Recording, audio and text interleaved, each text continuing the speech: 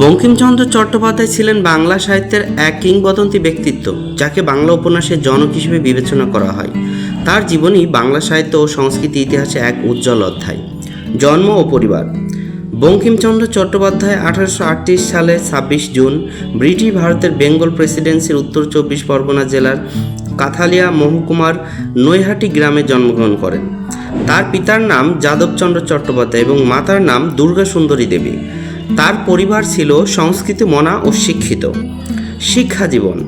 বঙ্কিমচন্দ্র প্রাথমিক শিক্ষা শুরু হয় হুগলি মহসিন কলেজে। তিনি মেধাবী ছাত্র ছিলেন এবং 1856 সালে কলকাতা বিশ্ববিদ্যালয় থেকে স্নাতক ডিগ্রি অর্জন করেন।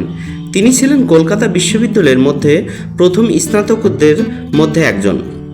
পরে তিনি আইন বিষয়ে পড়াশোনা করেন, কিন্তু সাহিত্য ও লেখালেখির প্রতি তার আগ্রহ তাকে সরকারি চাকরির দিকে নিয়ে যায়।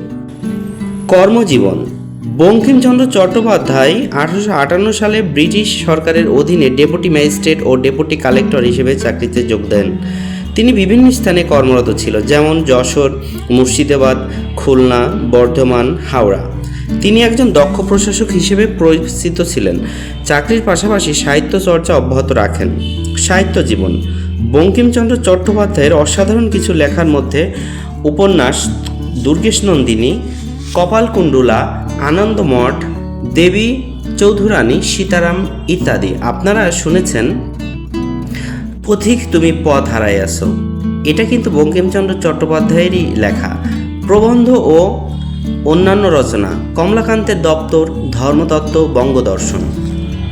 সাহিত্যে অবদান। বঙ্কিমচন্দ্র চট্টোপাধ্যায় বাংলা সাহিত্যের উপন্যাস ধারার সূচনা শুরু করেন এবং বাংলা ভাষাকে সমৃদ্ধ করেন। তার লেখনীতে ভারতীয় সমাজ, ইতিহাস, ধর্ম এবং জাতীয়তাবাদের গভীর প্রভাব লক্ষ্য করা যায়। তিনি বাংলা সাহিত্যকে বিশ্ব সাহিত্যের মানচিত্রে স্থান করে দেন। বঙ্কিমচন্দ্র চট্টোপাধ্যায়কে বলা হয় বাংলা উপন্যাসের জনক। ব্যক্তিগত জীবন। বঙ্কিমচন্দ্র চট্টোপাধ্যায় 1859 সালে মহালক্ষ্মী দেবীর সাথে বিবাহবন্ধন আবদ্ধ হন। তার 5 সন্তান ছিল। তিনি ছিলেন একজন গভীর চিন্তাবিদ এবং ধর্ম ও দর্শনে আগ্রহী ব্যক্তি। মৃত্যু। বঙ্কিমচন্দ্র চট্টোপাধ্যায় 1894 সালের 8 এপ্রিল কলকাতায় মৃত্যুবরণ করেন। তার মৃত্যু বাংলা সাহিত্য জগতে এক অপূরণীয় ক্ষতি হিসেবে পরিচিত হয়।